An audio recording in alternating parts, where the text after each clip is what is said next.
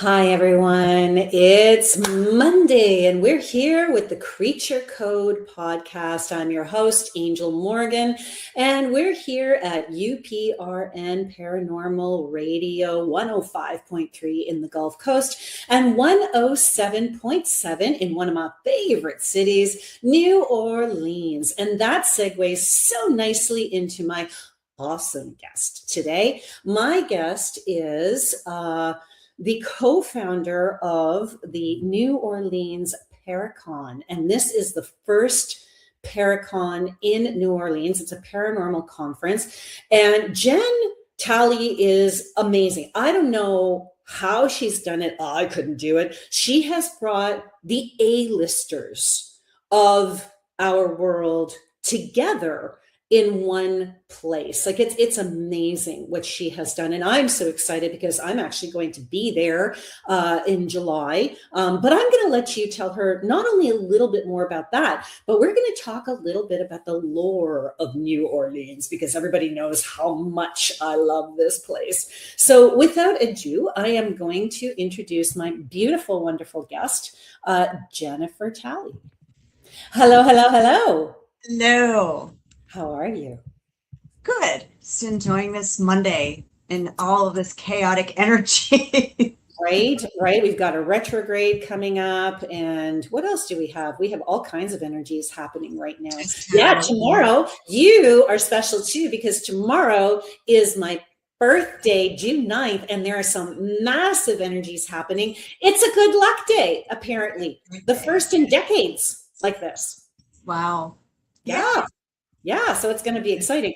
But yeah, the energies are very cross sector, I think. Yes. So I'm really happy you're here. I was telling you earlier, I traveled like 2 hours today to actually get to this show. There were so many technical difficulties, weird things happening, but here we are. And I know my audience wants to know all about you. So let's start from the start. Tell us about you, Jennifer Talley. Well, I'm the co-founder of New Orleans Paracon as well as New Orleans Paranormal Society. My husband and I founded both. What a crazy journey to get to both. But we do live in the French Quarter in New Orleans. So if you had an A-list location to live in and do these things, I think this is probably at the top of the list for most people to visit and do the stuff. So we've been doing for the Paranormal Society public ghost hunts in the French Quarter since, full-time 2021. I actually started it in December of 2019. So there was a little break in that. But that break, it did give us an opportunity to investigate a bunch of spaces in the French Quarter that you'd never get to do it unless everything was closed. So we were real fortunate to be able to use our time that way. So, and then we have been kicking around a Paracon and woke up one day and Chris said, you know what, we're going to do it. And so, and we want to be different and we want to be educational for people. We want new people to experience New Orleans, our culture, the soul, the vibe, the literal spirit that's here. And then learn some stuff about abilities and investigations and all of those things. And then we were real fortunate that we did get the A-listers that we get, including you. I really think it comes from we were fortunate for them to say yes, because I think it comes from our vision with this to be educational and them sharing in that vision. I mean, you can come to the Paracon and get your photo taken with your favorite para celebrity. Do that. But then learn something. Yeah. I agree 100%. So who are some of the people who are going to be at the Paracon this year? We have John Zaffis. He is the nephew of Ed and Lorraine Warren. They are portrayed in the Conjuring series movies. He's also known as the Haunted Collector. So he specializes in haunted and spirited objects. We have Patty Negri, who is known as the White Witch, whom I actually and is this beautiful, lovely white spirit of peace and love that you see on TV. She's been everywhere. She's no different in person. So she's going to be teaching us a bunch of things, including bath. If she teaches us bathroom magic, it's going to be, everyone is going to have a salt shaker near their toilet. I promise you. It's stuff. And it's funny. I was watching one of her reels, and she was teaching like, hey, before you sit, throw some salt in that bowl, because it's a big cauldron, and we'll Oh. that root chakra down with all the swirling water. Oh, that's interesting, because the salt will pull all the negative energies into. Hey, that's actually kind of a neat way of thinking. I never even thought of that before. Me either. But if you look at paranormal movies, everyone gets activity in the bathroom. Actually, But mirrors and water. yeah, I guess that's very true. Yeah, I never really thought of it that way. See, this is why I like to hang out with different witches and psychics and medium, because no matter how long you've been on this path, there is always something to learn. There is always something a little bit nuanced. And I think that's really exciting. And that's what helps us to grow. Yeah.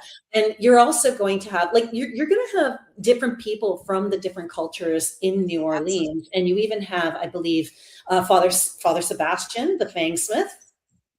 Yes, Father Sebastian. He is one of Patty's best friends. He is Patty's best friend. I'll put it that way. He is a practicing vampire. He is head of or member of the largest vampire clan in the world. They do endless night balls around the country. And he's going to be teaching some vampire magic. He's going to be sitting on a vampire panel that is in our workshops for everyone to attend. We have you teaching about pets. We have that. Okay, so if you're a science geek, if you are into the metaphysical, physics, science, sound waves, we're all just vibration, but I want to hear about science. We have Ron Jacobetti and Lourdes Gonzalez from the Digital Seance Experience. Not only did he redevelop. Whoa. What's a digital seance? What is this? So Ron has redeveloped some older technology that is a form of a spirit box, but it uses static white noise. There is no radio. Wait, what? And you pull it through these sound filters that you would use to produce an event. Looking for voices, removing the white noise. Look for a voice, remove the white noise. And it's layer upon layer of it. And there's what's the false positive if you're not broadcasting.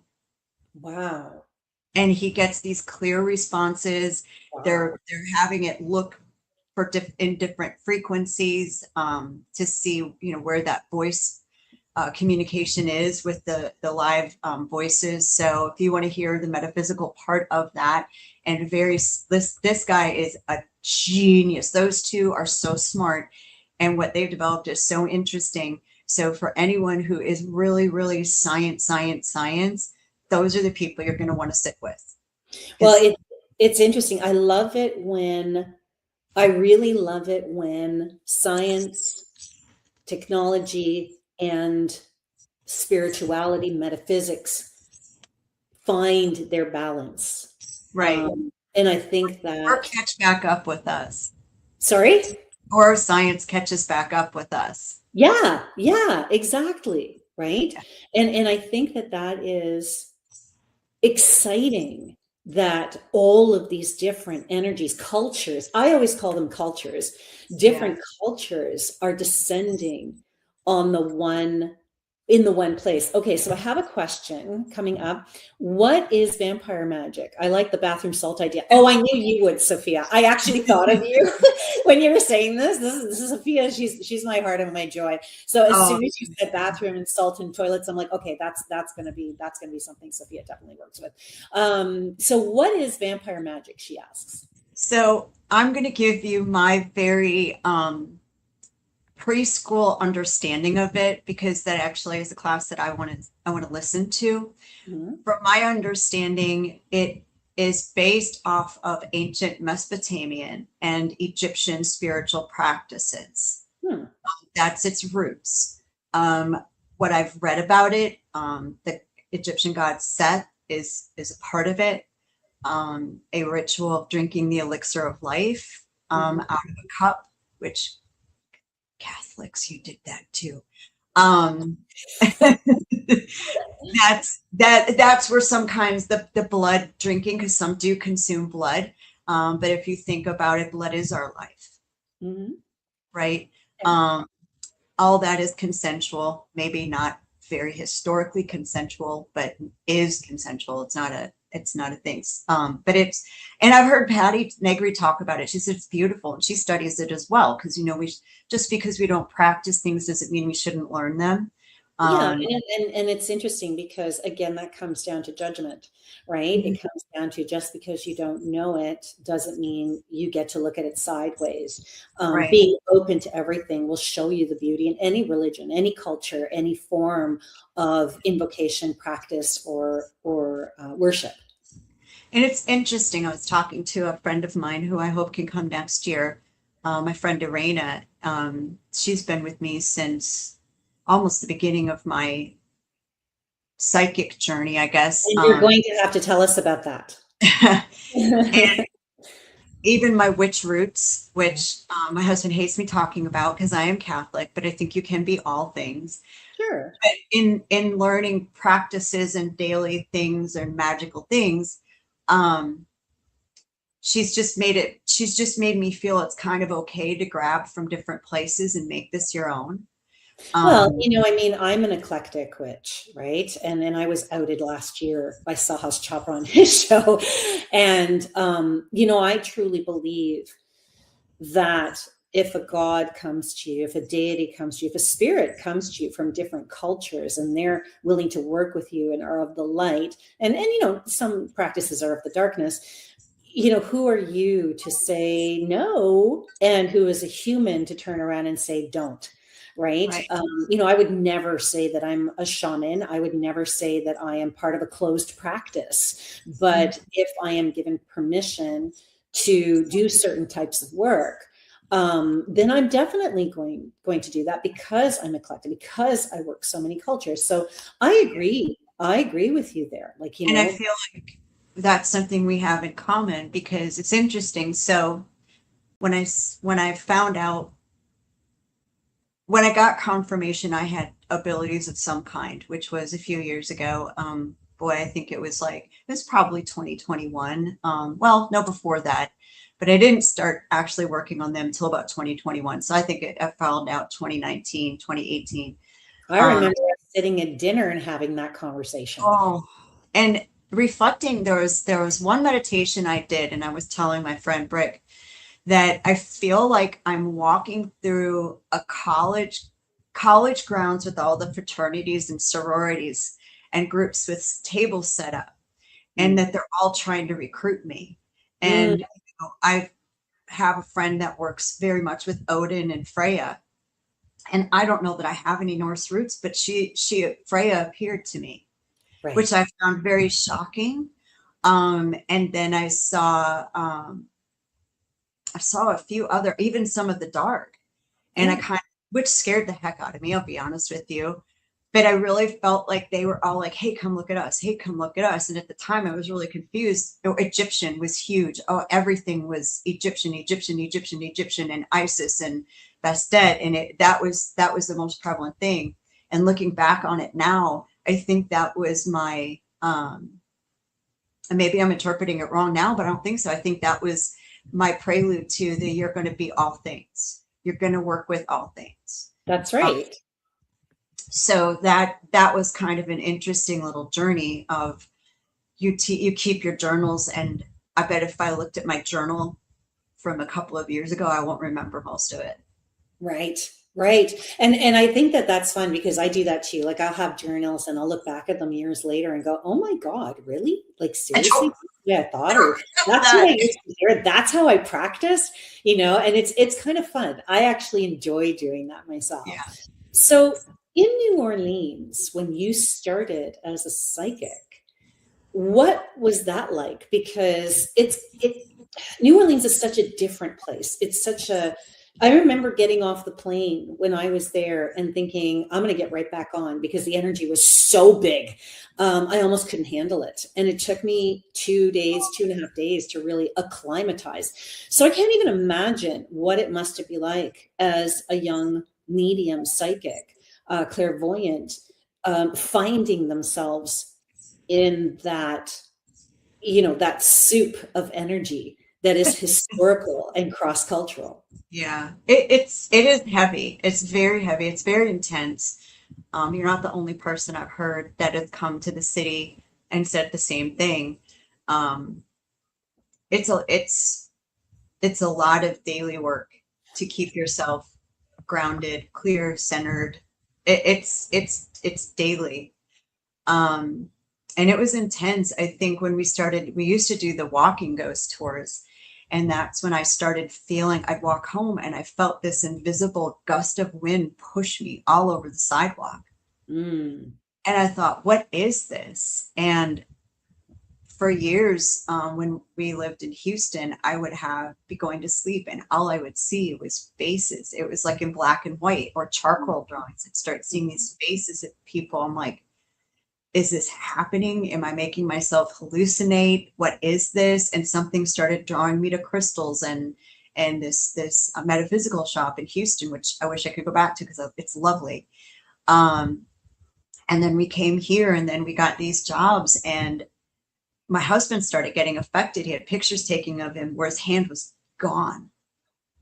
Wow. There was no reason. His hand was translucent and parts of his fingers were gone. You could see the card that his hand was blocking. How does that happen? Yeah, exactly.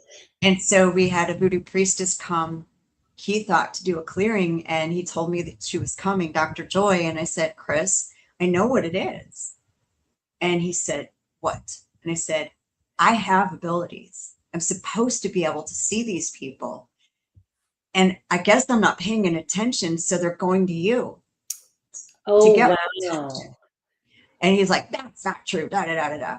Mr. Skeptic, you know who he is. And she came here and he left for the reading and she did my reading and she told me exactly what I told him and then explained why I have migraines on my right side and my ear hurts only on my right side, which was my grandmother yelling at me because I wasn't paying attention to her, which she has a very strong personality. So I get it.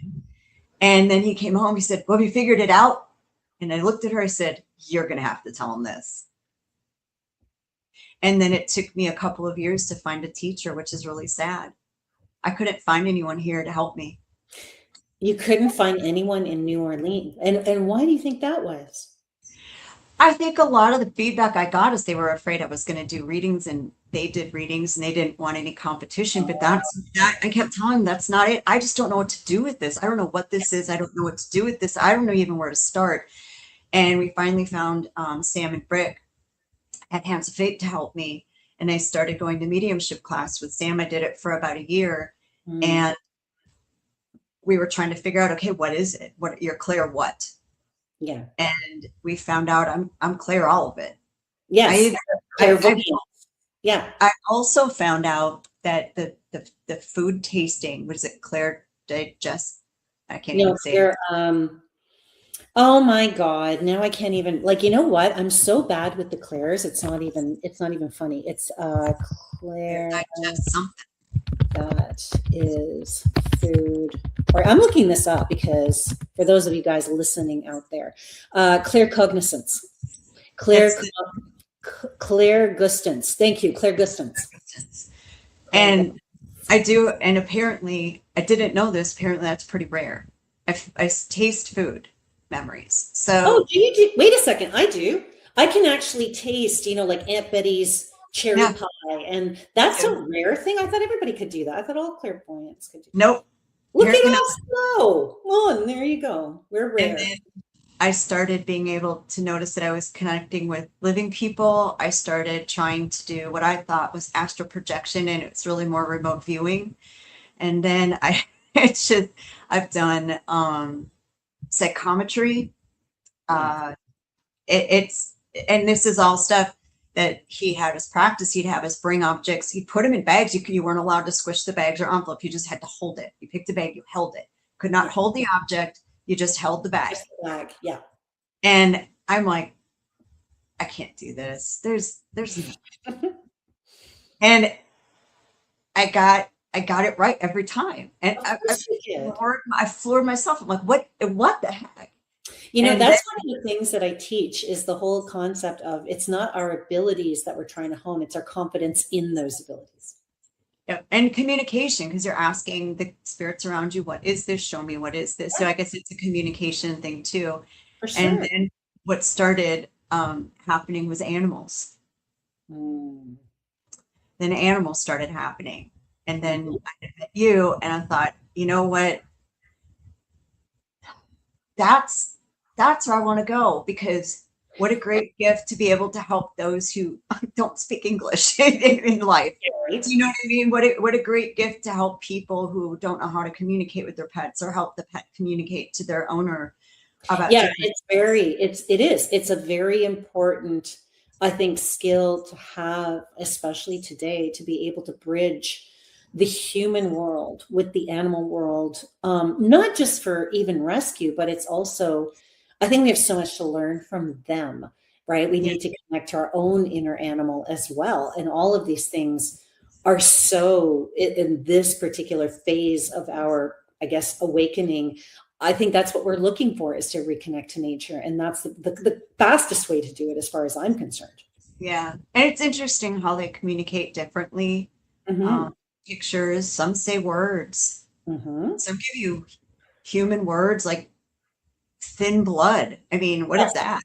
Yeah, that's right. And you have a lot of healer in you as well, right? So a lot of the things that you're going to pick up are going to be medical. So even though we're not vets and we don't diagnose, we can still guide.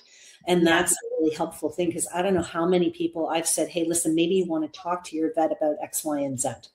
Well, what's funny is the thin blood was a vet's dog.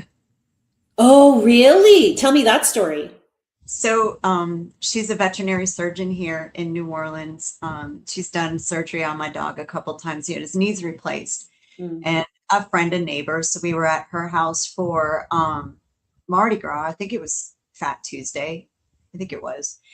And her stepdaughter was there, and she has a beautiful balcony at the end of Bourbon Street, residential part of Bourbon Street. And yes, there is that. And we're all sitting out there, and this dog just comes right up to me, and I started petting it. It's a little, I guess it was a lab or something like that, a retriever. And I'm like, oh, I'm sorry, honey. Your front paws hurt too. That's what she's like, oh, my front paws hurt. And I said, okay. So I was massaging, and I said, oh, it's because your back ones hurt too. So you're overcompensating. Right. And her owner was there. And she said, yeah, I said, her paws hurt. She's like, yeah, she has bad back legs. And I said, her front hurts too, because she's overcompensating. Because I was rubbing her front legs and she was just melting. And she looked up at me and she showed me this white dog, and she said thin blood. And I knew there were dogs downstairs I hadn't seen. And I asked the girl, I said, where are the other dogs?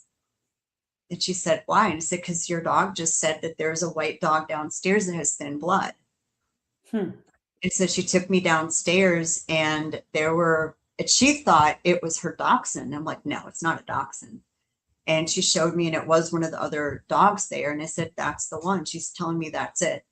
And she was supposed to have blood work in May. I haven't heard, so I don't know. But I told the vet, I told the girl, my friend, I said, this is what happened. But that's a huge thing, right? Is the fact that you had the courage enough to speak that truth, because, that's again, something I teach is listen, dismiss nothing, and act on it. And that's a really big step for a lot of people to take. And I think that's what makes you and I different from most people, is the fact that we have the courage to say, this is what we're getting, right? And every day our confidence grows in that, especially over time. So do you find in New Orleans that your ability to animal communicate or to be a medium or what have you also connects you to other things. Because I know you and I, and I've heard you talk about this on podcasts as well. You actually did like a huge segment on one podcast. Yes, I'm a fan of yours. And you were talking about the Rougarou, right? So when you have otherworld creatures that are teeming in New Orleans, do you feel them as well? We're nowhere near where Rougarou would be. And I'd love to go to the Rougarou Festival just to see if I feel it. Rougarou, Bigfoot, most of the cryptids are out in the bayous and the swamps, which I'm not out there much. What are Um, Rougarous for those who don't know, and those who are watching and listening? Rougarou is more like a werewolf. Yeah.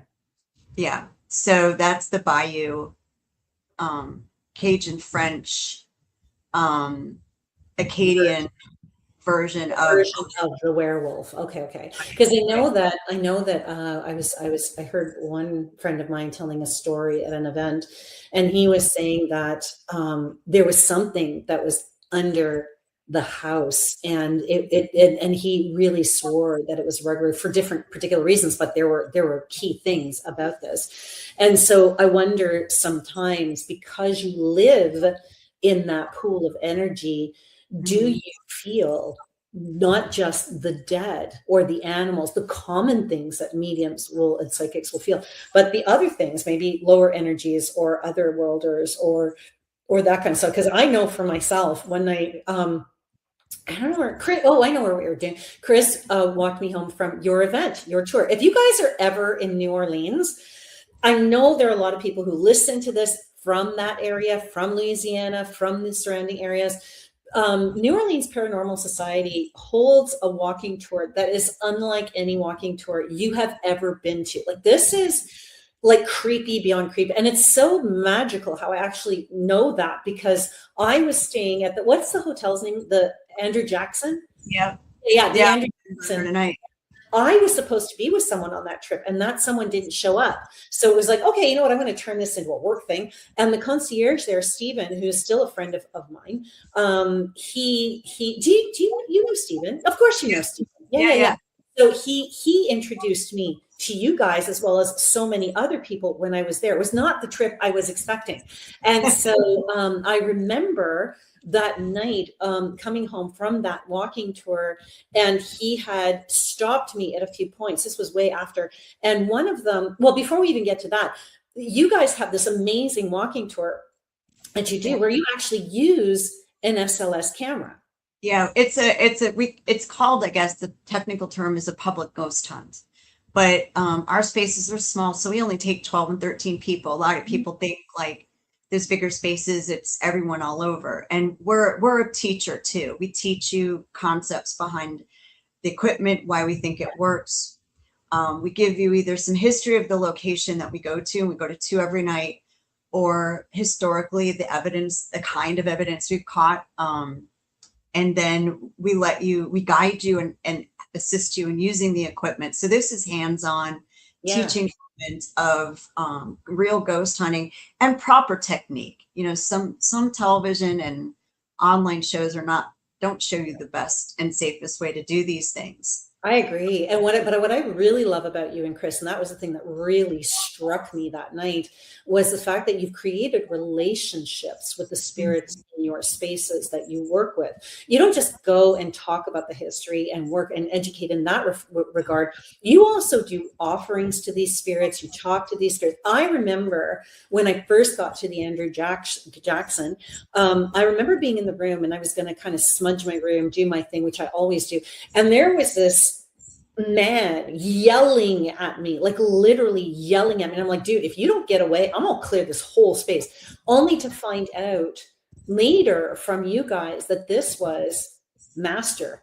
And I thought, oh, good thing that I didn't do anything. Like, you know what I mean? And so, and then recently, I think it was just like 2 or 3 days ago, I caught a little bit of a radio show that you were on. No. It was your post. It was the post that you posted just recently.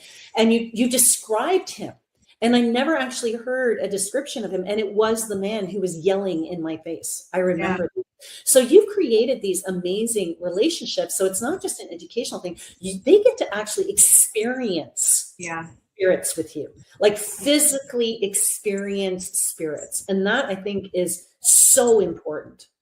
And we do try to help them. You know, we don't expect them to perform for us. The Yeah. Andrew Jackson, when you were there, Paul was still there. He was a spirit we found over COVID that over the lockdown, that he said that he had been wrongly convicted and executed for clubbing his mother to death, and he did not do it. Yeah. We found out he was a free man of color and that his court case was right around 1832. And he said he wasn't going to cross because he was innocent. We couldn't get the court records because those were destroyed during Katrina. So what we did was tell his story.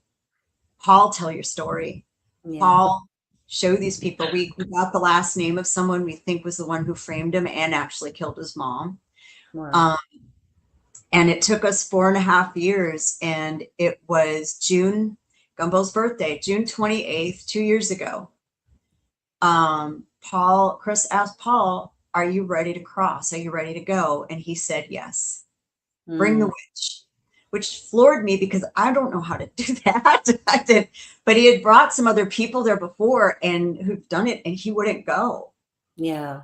He refused. So I went into the Andrew Jackson, sat in our little closet while Chris was setting up for his tour, and he was talking to Paul about it. And I looked at Chris. I said, he doesn't want to go because he's going to miss you. Aww.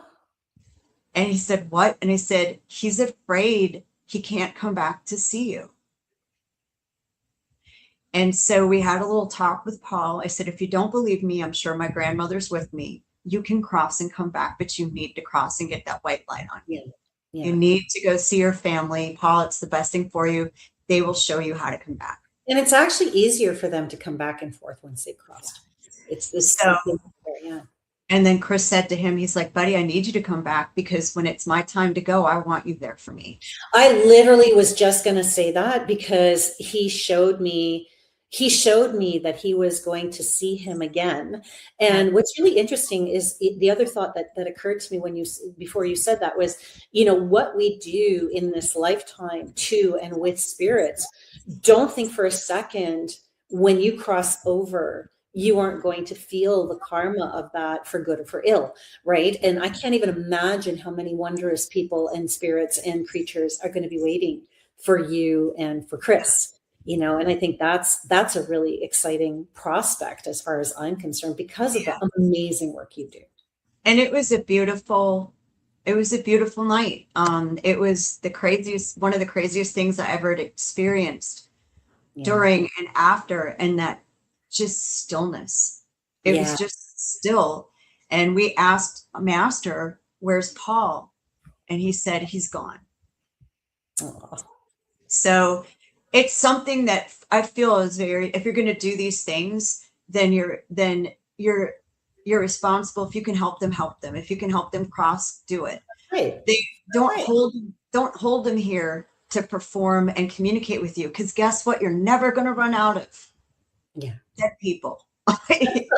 Yeah, you think, right?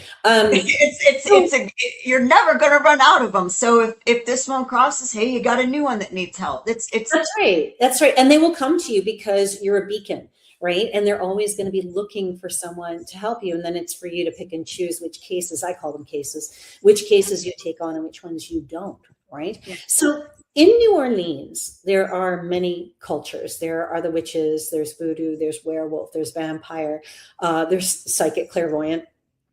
So how did they, okay, this is a really weird question to some, but how did they live together? Like, is it a peaceful, is it political? Is it, Sophia had mentioned, sounds like an episode of The Originals.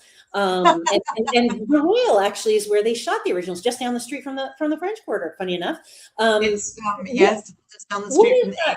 But what is that like, having all those different? I'm kind of dating myself now, but the Jets and the Sharks, so to speak, from West Side Story. You have all these different cultures. Do they get along?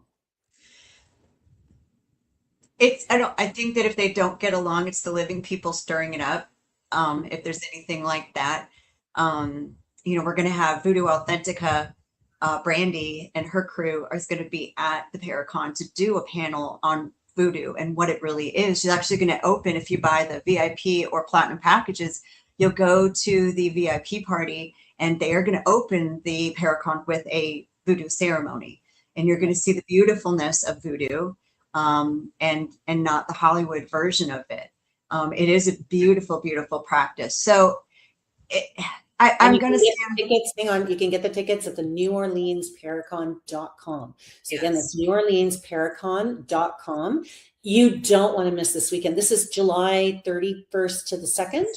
To August 2nd. Yeah, we did roll out a weekend pass. We're trying to get a room night option added on for locals who want to, or local-ish, who don't want to drive home after a ghost hunt. So listen, this event is put on by two people who live and breathe service. We have been in the service industry for years and years and years and years. If you're going on to buy a ticket and you need to add something on, or you want to change it, or something is not working, you can email, call, or text us. We will, Chris and I, if we can figure out how to accommodate you, we will do it. Absolutely. And you guys are so amazing. Like, you're not just organizers, you're not just paranormal people, like, you're really good people. And you're really easy to work with, and you're really easy to just absolutely love, the both of you. So now I have a question for you. Chris isn't around, so I can ask you this question. How do you feel about yourself as a witch in New Orleans, and how are you accepted there as a witch in New Orleans? Like, there's the craft, and then there's voodoo, and then there's vampire. So here you are, this clairvoyant who has the craft in her, and you're bringing together maybe some cultures who don't necessarily look well on that particular culture. So how do you resolve that? How do you kind of go, okay, this is who I am. I know you don't necessarily respect or like my culture, but I want to work with you, right? Yeah. First of all, what's it like being a witch in New Orleans? I'm outing you. I don't talk about it much. I don't talk about it much because we do have ties to the Catholic Church, and I've got to keep that kind of right. But so they accept discernment instead of witch. Does that make sense? Okay, that's good. Okay, so that's how you navigate Yeah. is that word. You're changing the word. And I love that, because so what? You call yourself a witch, you call it discernment, you call it feng shui, you call it this, you call it that. Does it really matter? No, it doesn't. But it matters to them. And if that's what it takes to not give them heartburn, and I can still do what I need to do, that's fine. I do more, like you said, on the healing side. That's always where I've been. I've always been a mama energy. I'm a mama through and through. That's just how I am. So I kind of. And if you really think about it, all cultures are that. If you look at hoodoo and the root magic, right? If you look at even feng shui and what that is all about, it's about harmonizing. Real witches are witches who heal. They were the healers, right? Even in Catholicism, it's all about healing. In the end, it's all really the same thing. It's just how you wish to address it, I think.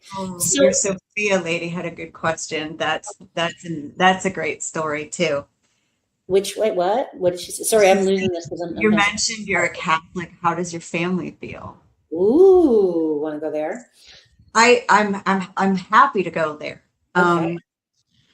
A few years ago, when I started this journey, my uncle Jack died. It's my mom's oldest brother. July 5th, I got the phone call. He was hit by a milk truck tanker. Oh. He was 80 plus, healthy as an 80-something-year-old could be. One of my favorite uncles, and it was a tragedy. And I did some work here, and 2 days after he passed, I'm getting the plane tickets together, and I got over some of our spirit box communicator, and I said, Uncle Jack, are you here? And I got yes. And then I said, can you tell me what happened? And all I got was something about neighbor and escape. And I thought, okay, I just want to know if you're Uncle Jack. And I took this coin off of my family altar. I said, who is on this coin? Mm-hmm. And he said, my dad. And it was a coin with my grandfather's face on it from World War II. Wow. And I said, okay. And so when I went up to the funeral and stuff, I told my husband, I said, I'm telling everyone we have witch blood. I know I have it on both sides. I know my grandmother on my dad's side, my grandfather on my mom's side. There's no way this man could have been as lucky in World War II, being Right. captured twice by the Americans and almost executed because he has a Czech accent and didn't follow baseball. It's the craziest story. I'm going to tell him. And my mom knew I had started this journey. So we had gone to his funeral, waiting for his internment. A few days later, we went to this family dinner and we were all sitting around, and I had recorded this message from my uncle. And I said, first of all, I want to tell everybody a little secret. It's going to be hard for some of you to hear, but I think you're going to understand some things in your life once I tell you. We do have a witch bloodline, and my family is Catholic. I mean, Catholic. Yes. And the floodgates opened. Wow. We all found out we were holding secret from each other about all the abilities we had. Wow, that's amazing. So this actually brought the family, nurtured the family. It did. Wow, that's amazing. I got phone calls from cousins who couldn't make it about my one cousin, Erin, she is a speech therapist in California. She works particularly with non-communicative autistic children. And she said, I just know what they're saying. She goes, I just know. I said, because you do. Because you're communicating on an energy level with them. You don't need the speech. And that's what makes her so great at her job, because that's where she's supposed to be, right? Yeah. So then I brought the recording. I said, I have his voice. I have Jack's voice. Do you want to hear it? And I said, if you don't want to hear it, I won't play it. And everyone said, please play it. So I played the whole thing. And one of my cousins, Janie, she gasped.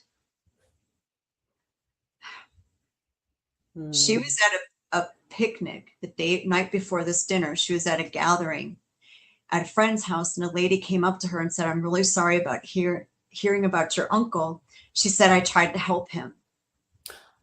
And she said, what? She said, the accident happened right out front my house, and it was rural, so it's big yards, and she is an EMT. Oh, wow. And she ran to the car to try to help my uncle get out, and she couldn't open the door. So she climbed in the back seat and held his hand and sat with him until he passed. Oh, wow. So this was his message to thank her. He knew she was there. So that was when my cousin should have been there. And this girl was a friend of hers. And she said, I will call her tomorrow. That's incredible. See, I love stories like that. I love them because they're heartwarming, they're relatable, but they're validating, right? This is true healing to me, right? This is why we do what we do. And then this is where the whole family, there's probably one section of my family that they know, but we don't talk much about it with them. And that's their choice, but they don't give me any grief about it either. So it's fine. But it's amazing how supportive. I'm lucky. I know stories of people who don't get this. Oh yeah, totally. I'm one of them. It's weird. I'm one of them and I'm not.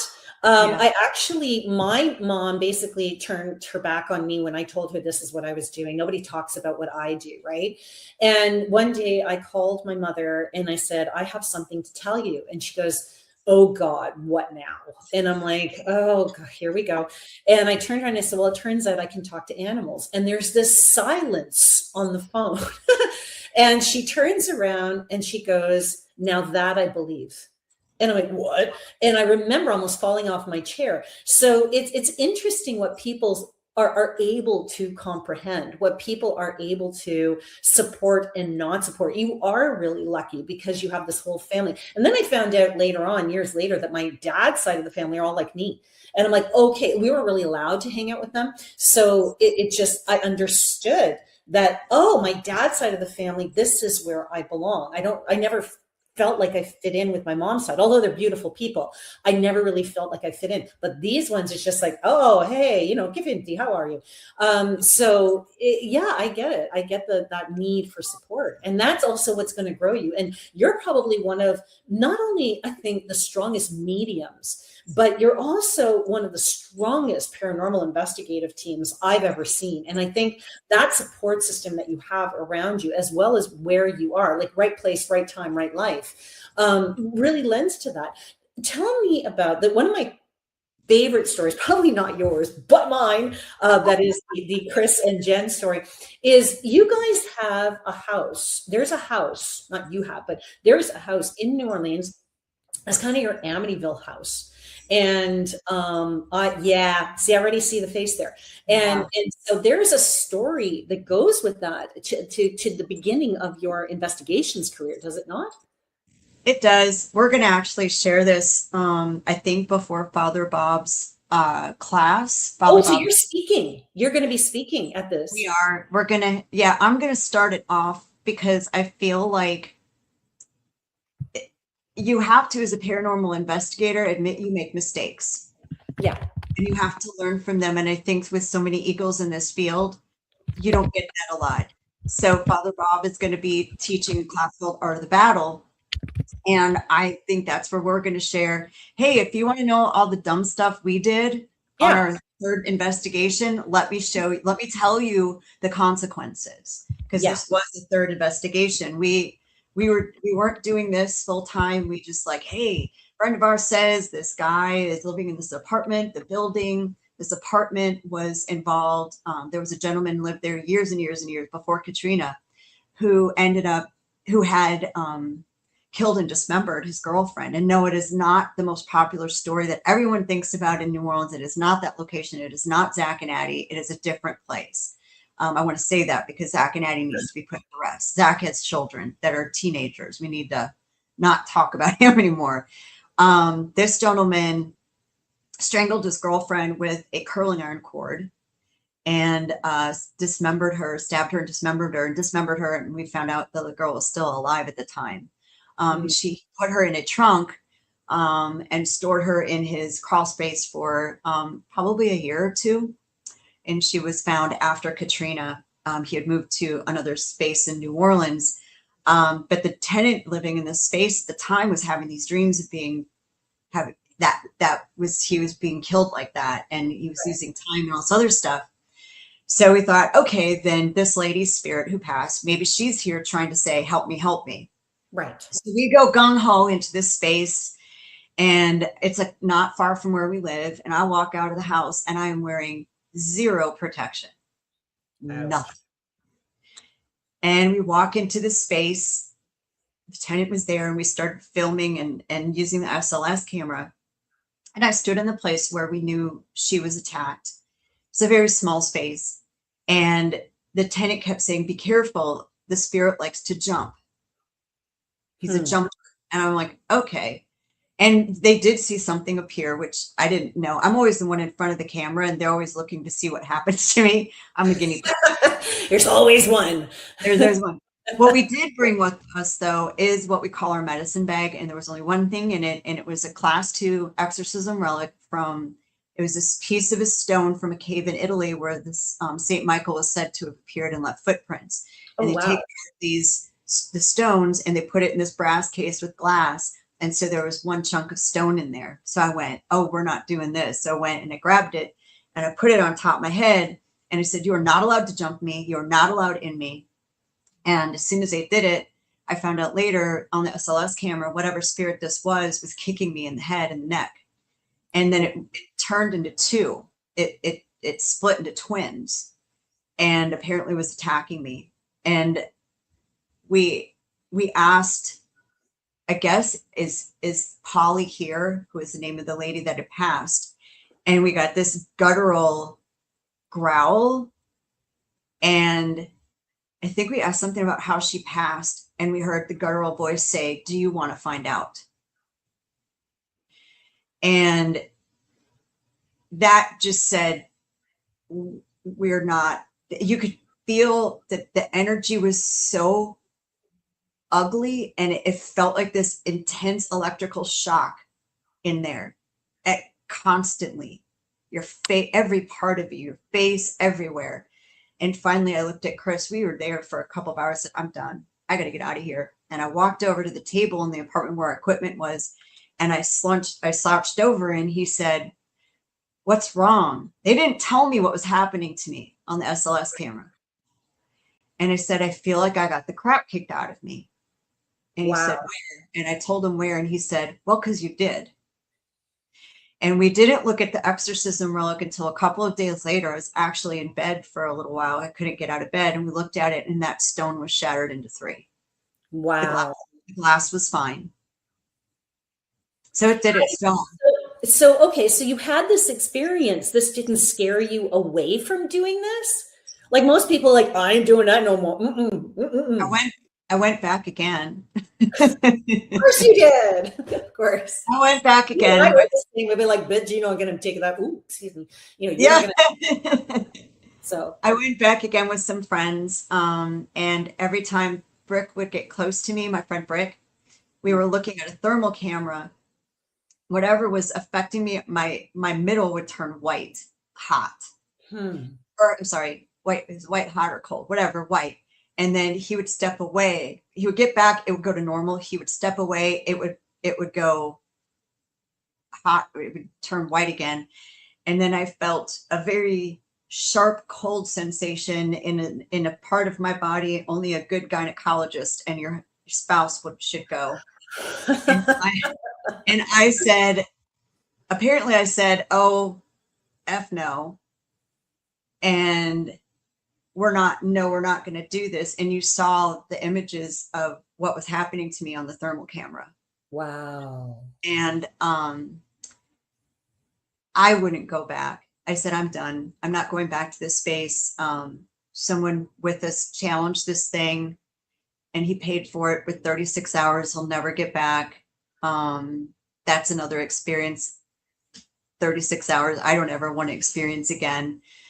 And then we went to, something told me, I went to this church here, and I was looking for St. Michael stuff.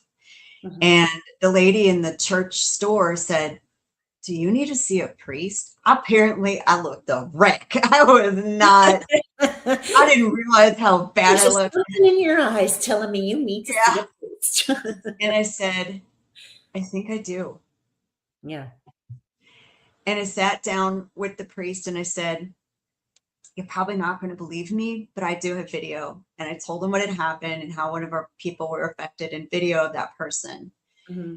And we got that person. Finally, it took us a while to get into that priest. And then I went to our friend's shop after this to get worked on. He's a shamanic remover. Sam. And I'm sitting on a stool in the middle of his shop. And this shop's pretty warded. You know, this stuff shouldn't be able to get in there. And on my right arm, I got a welt of a 3rd-degree burn. I still have the scar with nothing hot around me. And this was right before he was going to start working on me to clear me off in case I had anything. And then the other person came in. We did it, and the 3 of us did a lot of work on him. I actually saw some of my guardians angels, which I don't see very often, come in. And we met with the chief exorcist priest, and he worked on us too after scolding us for a while. But we turned the evidence over, and they certified the place for an exorcism. So we weren't crazy. It wasn't just a bad human. This was, and you don't get, in the time frame we got the certification, you don't get it unless they already knew. I heard somewhere in my journeys that in the States, every state has an exorcist priest that has been assigned to it, but Louisiana has multiple, has like 3 kind of deal. No, New Orleans, the city, has 3. New Orleans. Oh, so it's even more specific. Wow. Okay. Yeah. So why do you think that is? It's the energy here. This is all of these magical, beautiful practices that sometimes intersecting.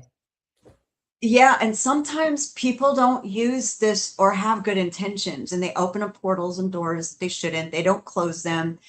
they think they're asking for one and it's something else. We've run into Oh, yeah, just been there, done that. I was actually doing a removal for someone, and I thought I was working with that particular removal, but you know, the gods have a sense of humor, and it was bait for something bigger. Because I'm sitting there going, this is too easy. Like there's something not right here. And as soon as I had said that, boom, there was something uglier that came up. And I'm like, okay, this is what we're dealing with. And I'm always ready for that now. I think after 30 years of doing this, there's always something in my head going, okay, you're going in from one thing, but you know what? We're pulling the walls down. You know, what other kind of ghostly mold is in there, right? Yeah. Sophia says to you very specifically, Thank takes you. a special person to have the courage to persevere and keep going. Good for you. So Thank you.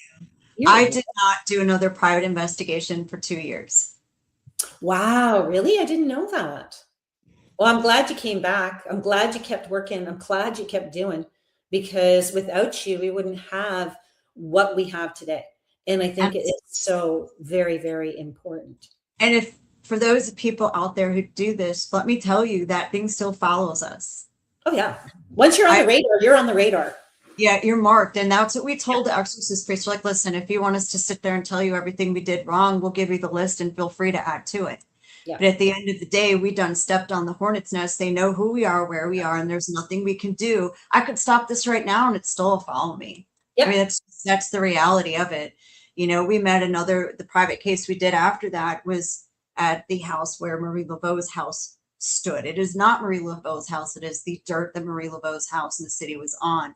It's a duplex, but shotguns are just room. There's no hallway. And there was a clean side and a dirty side, and the dirty side did have a very malevolent human there who wanted the power of a demonic and sacrificed a family, made a mother watch him kill her baby and her husband before he killed her and was holding him there. Oh. And then there was another spirit, David, who was a serial killer and rapist, I think from the 1920s, that was there. And we worked with the church again. They came and did a clearing, not a blessing, a clearing. Big difference, people. They are different. And the serial killer guy followed us to one of our other locations. Yeah. And showed up. He's like, you remember me? So we had them evicted. They got to go somewhere. You know what I mean? No, I agree. Like have you ever done a binding on any of the you should talk to maybe Sam, since he does removals. Maybe he does bindings as well, because that might be useful to you on some cases.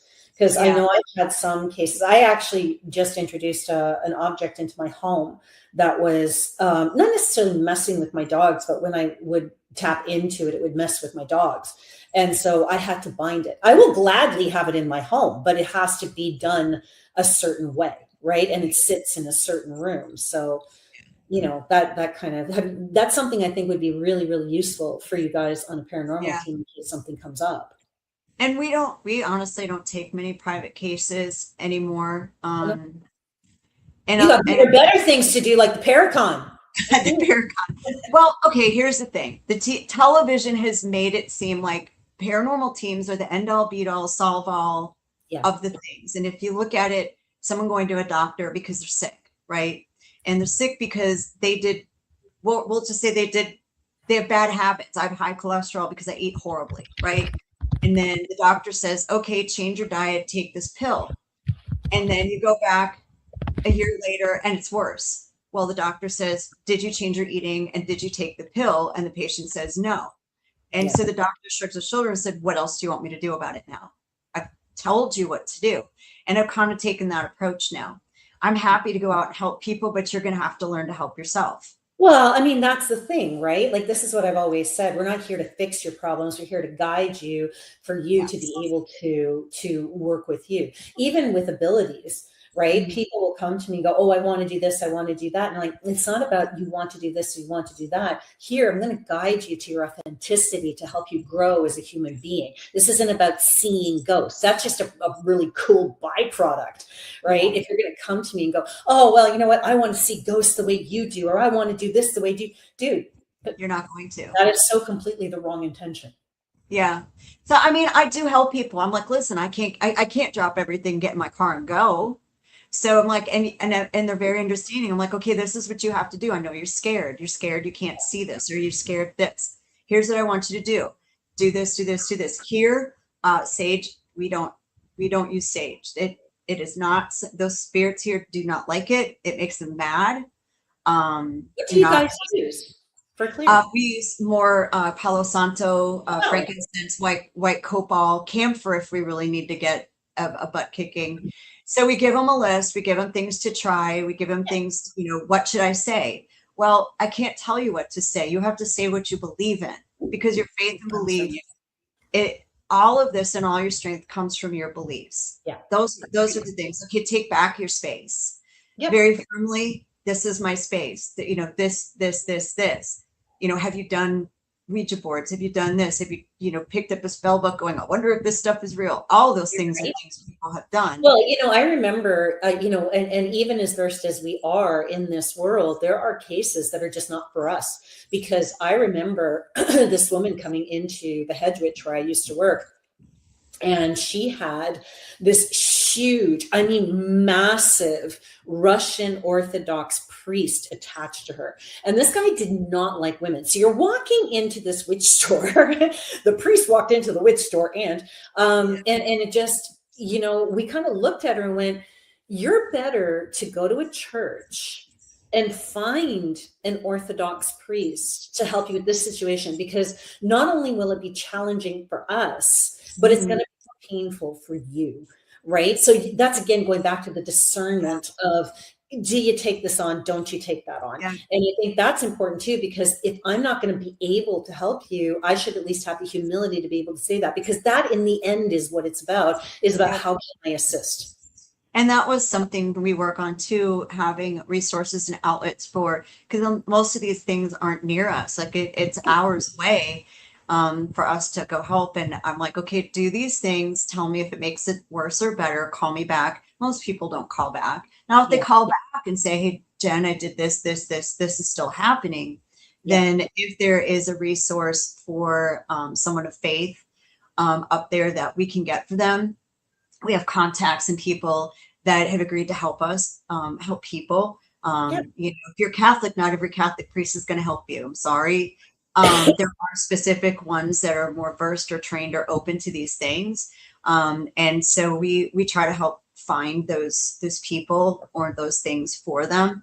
And that's it. Like, I mean, even me, if you go to my website, raisingenergy.com, if you go to raisingenergy.com, you'll see on the Our Team section, we have a team of people that we work with. And if there's something I can't do, we have, neuropsychologists, we have, we had a priest, but we don't anymore. We have a profiler. We have all these different things that we can say, hey, listen, I'm going to give you to this team member, and they will go to them because they trust us. Yep. And, Dr. Bill Slevin, he's going to be talking at the Paracon too. He's got 30 plus years of investigation, and he talks about his team as well. He's got parapsychologists, psychologists, and all those things. And working on this Paracon is really, for us, branched out our people that we can go to. Donna Strobin, she's known as the paranormal therapist. She's not speaking this year. I hope to have her speaking out next year, but she will be there. She specializes with counseling for people who have experienced paranormal trauma. I mean, wow, seriously? Yep. Okay, we got to talk. I want her on the show. That's going to be she's amazing. Letriana Terry Brown, she is a parapsychologist. So is Bill Slevin. Brandon Cooper, he's a shaman. So this is the team of people just that we've met putting this Paracon on, that now we can go to and say, hey, do you have anyone in this area? Do you have anyone? What do you think about this? This is what we're experiencing. Because it does take a village sometimes, And I personally prefer it. I love the idea that if there's something I can't handle, I can call someone and say, listen, what can I do? And have that conversation, because I'm Gemini, so I love to communicate. And I think that that's really important, because I remember even with my mentor, I remember the day I called her and she treated me like an equal rather than a student. And I remember that moment going, wait, what? Like, it was just such an important moment for me to know that she was part of my tribe and I was part of her tribe in a whole different way, right? And I could just call her and trade spells or recipes or whatever you want to call them, right? Yeah. And that's a really exciting thing as far as I'm concerned. Yeah. And Bill Summon's going to be teaching how to conduct a residential investigation properly, Right. and give you some techniques. So if there's teams out there that are going to do this, you know, he's a really good person to learn from, because what we do at a public ghost hunt is not what you do on a residential investigation. No, absolutely. One's a party and one's solving a mystery, right? One's solving a puzzle. You know, I think one's also educational, where one is also the other is very healing, right? Yeah. Yeah. So Depending you on know, they are different. We would use some of our techniques that we do on the public ghost hunts, but the focus wouldn't be the same. no, of course not. No. And Okay, so, go ahead. no, that's just so that the Paracon is going to be good for paranormal teams who want both, because you're going to have the opportunity to learn from people like Bill Slevin. And that's exciting. That is, and even for us, right? Like even for the speakers to be able to, you know, talk to these people, learn from each other. I always say, I don't care how long you've been doing this. The reality is there's always something to learn, right? Yep. Whether it's nuance, whether it's this or that or the others, there's always something. And I personally am excited for a lot of different reasons to be there. One, to see you guys and give you a hug. I can't wait to be around you and Chris. But yeah, I have those people that I really want to connect to and kind of go, I want to learn from you. I want to go deeper, because the deeper we go as paranormal investigators, as psychics, as witches, as energetics, period, end of story. I don't care who's listening out there or who's watching right now. Doesn't matter who you are. The reality is there are lifetimes of things to learn. And my father always used to say, find somebody who knows more than you do. Yep. Right. And that's how you grow. That's how you become strong. Yeah. Right? You know, we've learned ghost hunting. We've got ghost hunting techniques from people on our public hunts who have never ghost hunted a day in their life. Mhm. This guy named Vlad, he's the one who had us start playing music for the spirit. Oh, really? Oh, that is one of my favorite parts of the tour. Yeah, that all came from Vlad. We set up K2 meters on his table in the Voodoo house, and we played some classical music, and the K2 meters would light up in a row, in a sequence, almost like someone was playing the piano, because we would play instrumental. Yeah, I remember when I was there and the experiences I had with you guys, and because I am who I am, I could feel it. Yeah. Like, you know, I could feel switched it. It switched this energy, and it's something we use all the time. And that guy, now you know what? And because of us, he does go out and investigate, because he's still in touch with Chris. And that's awesome.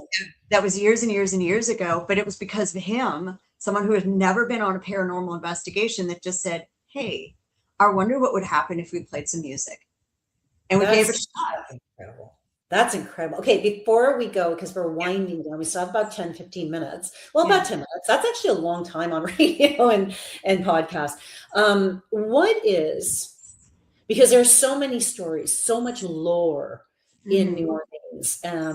What is your favorite lore? What is your favorite mythologies in the French Quarter, in the Crescent City?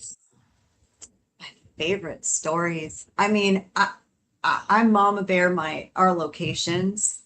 The Andrew Jackson has been our baby for years and years and years and years and years. That's a great story. Are they great stories when they end in tragedy? I don't know. Well, I mean, okay, for us, okay, I don't even know. So here's one that everyone says, oh, I want to go to the most haunted house in New Orleans. Oh, okay, where do you think that is? Oh, the Lalaurie Mansion. No. That's the character played in American Horror Story, portrayed by Kathy Bates. Right. Although I do love season 3 Coven, don't get me wrong. My favorite too. But understand, that was the Hollywood portrayal of these characters. Yeah, so when I say loosely based, it's really loose. Oh yeah, of course. There's no proof that Delphine Lalaurie did anything she was accused of. I'm not saying that she didn't have suspicious behavior, because there was, she's the one that they said performed medical experiments on their enslaved people and tortured them in this attic, etc. They did find 5 people in her attic the night of her fire in 1831. By those standards, they were chained to up and emaciated, probably didn't have a restroom up there. But by those standards, it was, sort of abuse, but it was against our code noir, but no one ever enforced it. By today's standards, that's torture and all of the other things that it really is. That really, yeah, we're looking at it from different eyes. right. That in that era, that's like, oh, they didn't matter. But now, we look back at them like, oh, but they did. So having that kind of energy in that house does sure add to holding the negative in there. Right. They say, oh, you dug up the courtyard and there were bodies found. Okay, but when they dug up that courtyard at that house, we couldn't carbon date anything. I don't think we could even tell gender. And when we were founded in 1699, where that house was, and there was nothing on that dirt till 1831. So think of that time span. Anyone who passed, which they did, we just buried in what was quote unquote the back of where we were living. And that would have been back. So we don't know when and where or who that was. We have no idea. Yeah, and you can't make the assumption that it was, by our standards, criminally or abusively done. Right. You did it because there was no way to tell. Yeah. There people that have owned the house since have had really poor luck. Nicolas Cage didn't work out well for him. Delphine, before she left in 1831, after that fire, she freed a few of her slaves. Why would she do that? Yeah. Was it to keep their mouths shut about things? We don't know. I was literally going to say that. I mean, there's so many different ways you could go with that particular story, but that's any story of that era, because we don't have documentation or proper documentation or proof or evidence of really anything, especially considering the culture itself was so accepting of things that we would never accept now. Right. And Delphine had a reputation of being a very snobby socialite. She would, if she found out you were coming to one of her parties and had your eye on a dress, she would go buy that dress and then flaunt it and wear it in front of you. So there are a lot of people who probably didn't like it. Yeah, right. They didn't have a lot of nice things to say about it, right? So if you get this snowball of she left after a fire, she left under the cover of darkness, she left in a carriage, she had her plantation house, she had the city house, her daughter sold the houses by proxy after she left, she never came back. You get everyone going to the cabildo where the enslaved individuals that were alive were taken and seeing them under public display. So now you get the fish started out 6 inches long to how many feet now. Everyone wanting the new gossip or making up things or trying to trash her. Didn't they? No. That's it. And the period is teeming with that, not just in the States. I mean, if you go to Europe, right? If you go anywhere in the world, this was very similarly happening to those who are either aristocratic or especially women who didn't have husbands, right? Women who are independently wealthy, women who could take care of themselves were not looked well on. So yeah, I get that. I totally get that. We had a law in the books that said women could inherit and women could own property. They didn't need a husband because a lot of the dowries, the fathers actually started it. A lot of the dowries were getting wasted by these husbands. And the fathers are like, oh, heck no, my daughter, you're not going to squander my daughter's money. And so they actually sued and got a law in the books that did provide for women to have separate money and property. But that also was an opening of a door to jealousy. Right. And to misogyny in the sense of, oh, look at this woman and that's just a horrible, as wonderful as that was for their independence. It was I'm sure it was very challenging for them too. Sure. That Michaela Almanastor Pontabla, who built the Pontabla apartment buildings in Jackson Square, her married, her father-in-law tried to control her and her money, shot her actually. And so she was, she's a definitely a matriarch of the city too, because of her innovation. There's rumors she actually was the architect behind those. We don't really know who it was for sure. but the oldest continuously used mixed use apartments in the country is in Jackson Square. So, all of these, we should just be a strong women of New Orleans because we have so many. But, Delphine, Carolyn Morrow Long, she wrote a book on Delphine Lalaurie and Marie Laveau, and she is a researcher at heart. So if anyone wants to know some truth about Delphine Lalaurie, watch Coven, be entertained, then read Carolyn's book and get the facts. Yeah, be curious. Be curious as to who the real people are. And this Yeah. is one of the things I love about shows that are historical. They'll give you an angle on who they are. There's this bee in here. An angle on who they are, but then it's up to you to go and find the truth. Yeah. Right? And imagine all the tour companies, they tell the story out front, that house. And, I feel her there. Can you imagine how mad she is constantly every night? I can't even. That would be a very interesting paranormal investigation for a team of women to do. Mm-hmm. I think that's really cool. I think she stays, and that house has that bad vibe because she's mad. Yeah, because that was her home, and she had to leave. That was makeup stuff. Yeah, I can see that. So I'm on a hard turn right now. Yeah. Before we go, this is a question I've always wanted to ask you, and even Chris. Do you guys like blues and jazz? Do we what? Like blues and jazz. You're in New Orleans. Yes, we do. What about the ghosts of the blues and the jazz players? What about Louis Armstrong? And oh God, I was going to say Buddy Guy. Oh my God, he's still alive. Oh, I shouldn't say that.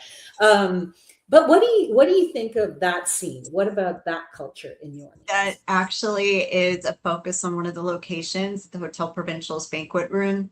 It's really near the French Market. It used to be called Gallatin Street. Okay. That was jazz clubs, bars, brothels, probably some gambling halls. And so we do actually play some jazz in that location because it's like kitty corner from it. And they come and we have SLS images and video of what looks like them playing instruments. Oh, that's cool. Wait a second. Did you just add this to the tour? Was this part of the tour when I was there? You may not have gone to that location. Yeah. It may not have been open. Cool. I'm going there tonight. We've seen them play what looks like keyboard, drums, stand-up bass. Lately it's been like fiddle, violin, and guitar, which would be new. But and we'll play all genres of jazz and blues, and then work into like modern songs like Michael Jackson. And then there's that whole frequency theory of Michael Jackson and why he's so popular with the energies. And look that up online, guys, because it's an interesting theory about him and his music. It makes sense on why that's really the #1 artist that they react to. We find the spirits react more to fellow artists who have passed. Okay, why is that? Why do you think? I don't know. It's like vibrational. He's on our side now. Ozzy Osbourne. Yeah, Ozzy Osbourne. 2 days after he passed, I had a group on my tour that said, let's play some Ozzy. He just died. And they said, oh, play Crazy Train. We love Ozzy. And there was an energy sitting in a chair. Hi, Mom. Oh, my mom's listening too. That literally put their hand in the air and looked like they were headbanging to Crazy Train. I love it. But then the moves are appropriate for the song. Does that make sense? Yep. Michael Jackson, we've seen them moonwalk. Yeah. There's so many things and questions I have for you, and yet we are now winding down. We only have 2 minutes, so let people know, please, about the Paracon and about New Orleans Paranormal Society before I say my heartfelt thanks to you for being here today. So, guys, especially locals listening, we have a package especially for you. If you don't want a hotel room, the weekend pass. We have day passes. If you want to do a weekend pass and you want to stay one night, we're rolling that out. If you want to do it before it's rolled out, call or text us, 504-321-3366. I did put it in the comments or info at NewOrleansParacon.com. We do have 2 spots left on the weekend with Patty Negri, Sam Beltrusis, and Father Sebastian, which you are going to go to as well. I'm so excited. I know. I'm so excited to come see you guys, but I'm so excited to partake with such Such amazing people. And just so everybody knows, this is an announcement. In the month of July, leading up to the Paracon, we are going to have guests from the Paracon, a la Jen and Chris. So we're trying to kind of put that together right now. So I don't know who's going to be here yet, but once I do, I will let everybody know. And then we are going to be interviewing them in July. So that's going to be really, really exciting. Yeah. Thank you, Jen, for being here today. You know how much I love you guys and how wonderful I think you are. Thank you for being my guest today and sharing all of your wonderful knowledge, education, and your wonderful stories tonight. Thank you for having me, dear. No worries. All right. We'll see you soon. Okay. Yeah, see you soon. And thank you everyone for being here today. You know how much I love every single one of you. And we are going to be here next week with Wellness Woofs. Wellness Woofs is a center where humans and animals can be healthy together. Doggy yoga and all kinds of mental health, wonderful things that they do. Anyway, I'll let them explain it. Join us next week for Wellness Woofs and for all the most amazing guests coming up on the Creature Code podcast, UPRN Paranormal Radio 105.3 on the Gulf Coast and 107.7 on obviously one of my favorite places, New Orleans. Have a great night, everybody.